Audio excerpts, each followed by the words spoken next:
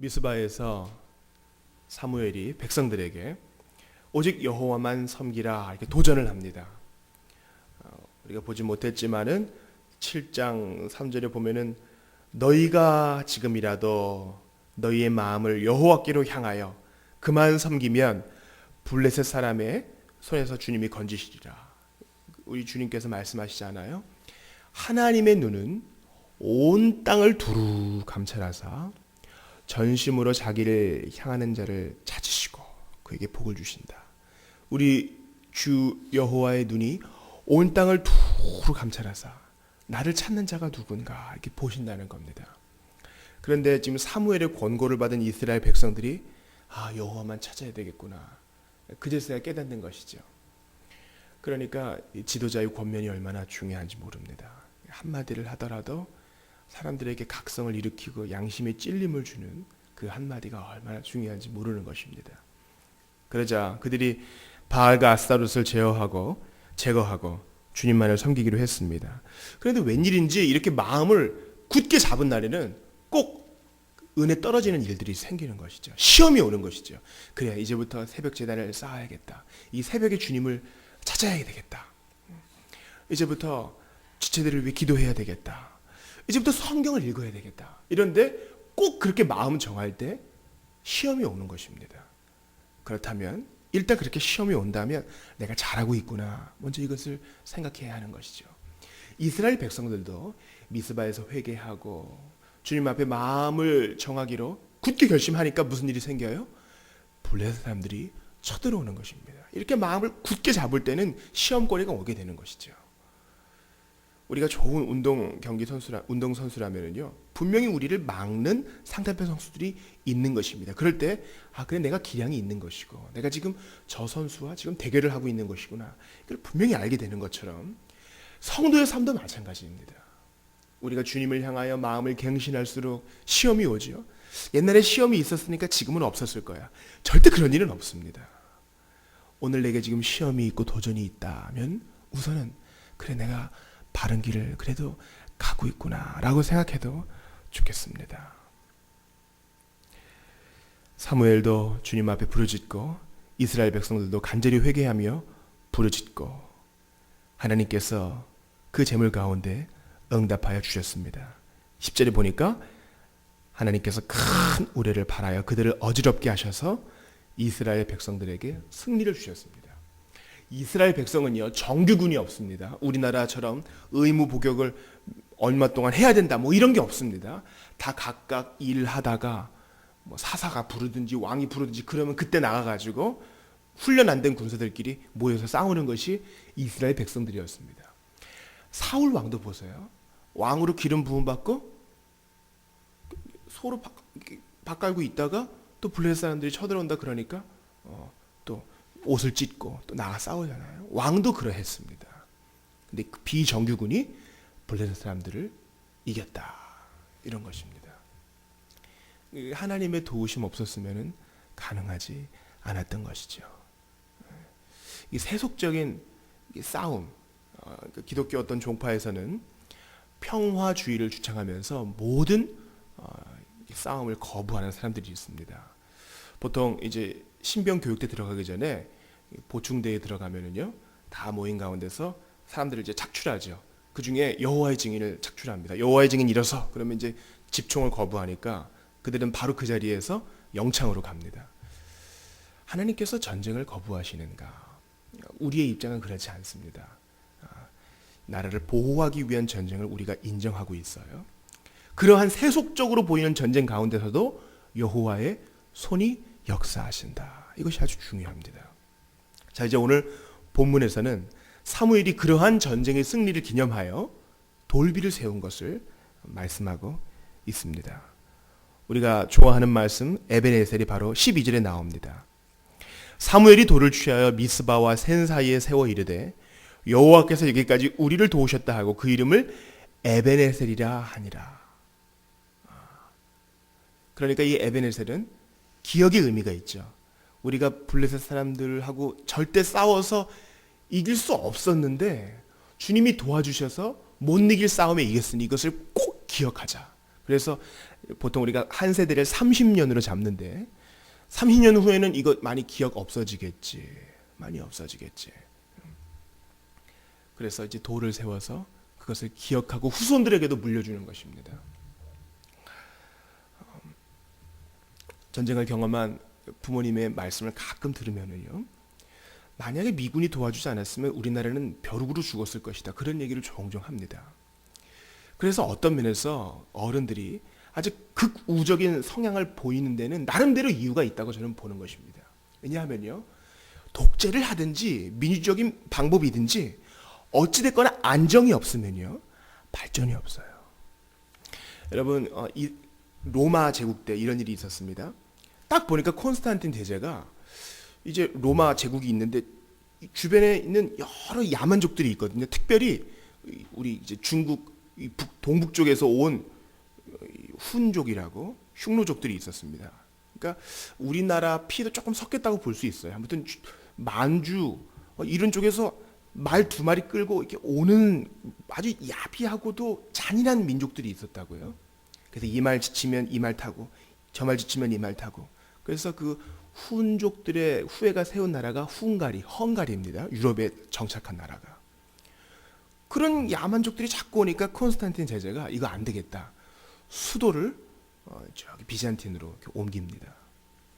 그러니까 로마도 함락당하고 이런 일들이 있었던 것이지요. 그때 로마를 지켰던 아주 중요한 일들을 아주 신실한 주교들이 감당했습니다. 그죠? 이방인 장군들과 이렇게 만나가지고 협상을 하고 평화롭게 이렇게 일을 처리하고. 그런데 그런 로마의 주교들과 비교할 수 없는 일을 지금 사무엘이 했다는 것이에요. 사무엘은 군인이 아니죠. 사무엘은 한낱 사사일 뿐입니다. 이제 다음 장에 보면은요, 사람들이 사무엘에게서 그런 권리를 이렇게 빼앗아 가요. 왕을 세워달라.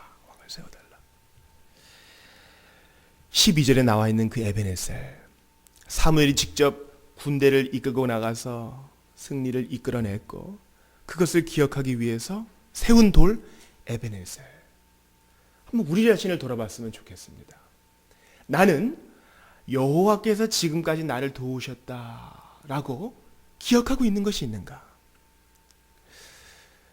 이제 전쟁을 겪은 세대들이 모두 돌아가시고 새로운 세대들이 대한민국에 살게 되면 어떤 일이 벌어지게 될까? 그러니까 더욱더 새로운 세대들에게 우리나라가 과거에 어땠는지 알려줘야 됩니다. 누가 도와주지 않았더라면, 누가 예수 믿지 않았더라면, 누가 그 안에서 민주 독립을 그리고 자기 힘을 키울 것을 부르짖지 않았다면 우리가 어떻게 이렇게 될 수 있었겠는가? 새로운 세대들에게 자꾸 알려줘야 됩니다. 미래를 향하여 앞으로 나아가야 되지만 우리가 여기 있게 되기까지 누군가 피 흘린 것을 계속 가르쳐줘야 됩니다. 지금 사무엘이 이 일을 하고 있어요. 에베네셀, 돌을 세운 것입니다. 이스라엘 백성의 역사 가운데서 이런 일이 한 두어 번 있었습니다. 먼저는 그들이 여호수아의 영도하에 요단강을 건널 때 요단에서 가지고 온 돌 12개를 길갈에 세우지요. 그것도 기념하기 위한 것입니다. 하나님께서 홍해에서 도와주신 것처럼 요단강 건널 때도 도와주셨다. 그래서 그것을 세운 것이지요. 그리고 동편 지파가 서편 지파를 도와줄 때에도 그들이 이런 기념물을 세웠습니다. 물론 이제 나중에 오해의 소지가 있었지만은 그들은 그것을 기념의 의미로 세웠습니다. 우리는 어떤가? 우리 자신을 돌아봤으면 좋겠습니다. 그래서 우리가 성도들이 일기도 쓰는 것이고 유언장도 좀 써놓는 것이고 그런 거 아니겠습니까? 자손들에게 이제 곧 추석인데 조상들을 기억하면서 그들에게 받은 영적 은혜를 생각하면서 같이 예배를 드릴 때 우리 선조들이 남겨준 것들, 신앙의 유산들, 그런 것들이 뭐가 있을까? 한번 진지하게 고민을 해봐야 됩니다. 그러면서 이제 가족교회에서 예배를 인도하는 사람이 그분은 이런 분이셨습니다. 여기 그분이 남긴 성경책이 있습니다. 비록 낡은 옷이지만 그분이 주일마다 주일을 성수하기 위해서 입었던 옷이 여기 있습니다.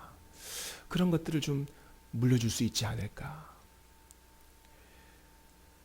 교회적으로는 우리에게 있는 에베네셀은 무엇이 있겠습니까? 돌처럼 견고한 에베네셀.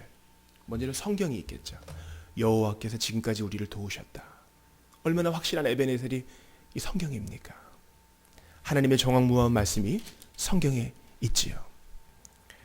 또한 우리의 개인의 구원과 신앙에 대한 간증도 분명히 에베네셀이 될 수 있습니다. 우리 후손들이 그러한 이야기 한 토막을 가지고 있으면요, 평생을 이겨내는데 큰 도움이 됩니다. 나는 우리 후손들에게 어떤 간증을 에베네셀로 물려줄 것인가? 이게 중요합니다. 우리 교회에서 자라나고 있는 아이들에게도 이 에베네셀 한 조각을 나누어 주어야 합니다. 내가 만난 예수가 진짜더라. 내가 만난 예수가 승리를 주었더라. 이런 에베네셀의 간증, 돌과 같은 간증, 이것을 나누어 주어야 하는 것입니다. 그래서 우리가 기도해야 됩니다. 하나님, 나의 인생이 어떨 때는 풍랑처럼 너무 힘들 때가 있었고, 어떨 때는 잔잔한 강을 건너가는 때도 있었지만은 지금까지 도와주셨던 하나님을 가감하지 않고 진실하게 우리 후손들에게 나눠줄 수 있도록 우리의 후반부 인생이, 바로 오늘의 인생이 더욱 복되게 하여 주옵소서. 그렇게 기도해야 하는 것입니다. 무엇보다 우리에게 있는 에베네셀 중 가장 강력하면서도 확신할 만한 것은 성령님입니다. 성령께서 지금도 우리에게 샘솟듯 구원의 감격을 허락해 주시고, 오늘도 우리의 구원을 보장해 주시고, 오늘도 너는 지금 하나님의 자녀다, 네가 받은 구원 결코 잃어버리지 않을 것이다, 우리를 견고하게 인내케 해주시는 이 성령의 은혜를 자손들에게 나누어 줘야 되는 것입니다. 우리 아이들이 이 왜 에베네셀의 은혜를 겪지 못합니까? 먼저는 관점의 차이가 있습니다. 신앙은 교회에서만 훈련받는 것이라는 아주 잘못된 생각이 있는 것입니다. 그렇지 않습니다. 대부분의 시간을 가정에서 보내는 아이들은 신앙의 훈련을 부모에게서 받아야 됩니다. 그리고 교회에서 보조를 받아야 되는 것이지요. 그래서 가정에서 부모와 함께 영적인 이야기를 좀 나눌 수도 있어야 되는 것입니다. 13절을 보십시오. 이에 블레셋 사람들이 굴복하여 다시는 이스라엘 지역 안에 들어오지 못하였으며, 여호와의 손이 얼마나 많이 나옵니까? 여호와의 손이 사무엘이 사는 날 동안에 블레셋 사람을 막으시매. 우리에게 이런 간증이 있어야 됩니다. 하나님, 여호와의 손이 나를 붙들어 주셨던 그 경험들을 나의 자녀들에게, 우리 교회 안에 자라나는 세대들에게 좀 전해줄 수 있도록 저에게 은혜를 주십시오. 우리 목장 모임에서 나눌 수 있도록 저에게 은혜를 주십시오. 과거에 그러셨던 주님이 오늘도 좀 그렇게 역사해 주십시오. 기도해야 할 것입니다. 추석 명절이 이제 6일 앞으로 다가왔습니다. 추석날 모이는 것이 곤욕인 지체들도 있을 것입니다. 그래서 우리가 더 기도해 주어야 할 것입니다. 추석날 모이는 것이 너무 힘들기도 하지만 또 기쁜 사람도 있을 것입니다. 그들을 또 격려해 주어야 할 것입니다. 하나님, 추석 당일에 우리가 연합목장으로 모여가지고 큰 공허감이 있는데 하나님께서 놀라운 일들을 이루어 주시옵소서. 기대하지도 못했던 일들이 일어나게 하여 주시옵소서. 참 감사한 것은 많은 분들이 추석에 예배를 드려야 되는데 예배 그 모범을 좀 달라, 이렇게 얘기하실 때 참 기분이 좋아요. 추석에 주님을 기억하고자 하는 분들이 많이 있다는 것입니다. 우리의 예배를 더욱 풍성케 해주는 에베네셀, 주님, 나에게는 내 후손들에게 나누어 줄 에베네셀이 있습니까? 손때 묻은 성경이 있습니까? 구원의 간증이 담겨있는, 하나님께서 순간순간마다 도와주셨던 그 간증에 굳은 돌파편과 같은 에베네셀이 있습니까? 성령의 은혜를 나누어 주고 있습니까? 주님, 저에게 은혜를 주시옵소서. 이렇게 기도해야 할 것입니다. 오늘 열방을 위한 기도는 나이지리아를 위한 기도입니다. 교회를 향한 계속적인 폭탄 테러가 그치도록 강경 무슬림들의 마음을 돌이키시고 십자가의 도로 말미암은 화해와 구원이 임하게 하소서. 우리 나이지리아를 위해 기도하고 또한 성도들을 위해 기도합시다.